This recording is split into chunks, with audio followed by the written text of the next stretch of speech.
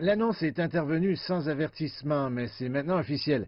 À partir de jeudi, à la gare de West Kowloon ainsi que d'autres grandes lignes de transport entre la partie continentale de la Chine et Hong Kong, les trajets seront suspendus ou considérablement réduits.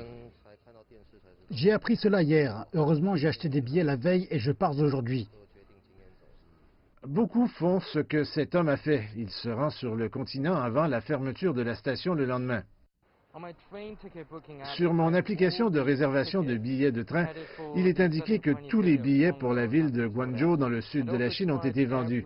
J'ai également essayé l'avion. Seulement quelques vols directs se dirigent vers la même ville. Aucun permis de voyage individuel ne sera délivré aux habitants chinois de la partie continentale, tandis que près de la moitié des points d'entrée de Hong Kong pour l'immigration seront fermés indéfiniment lorsque l'interdiction de voyager entrera en vigueur.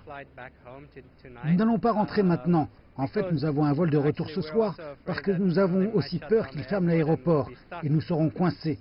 Alors oui, c'est un peu un dilemme en ce moment.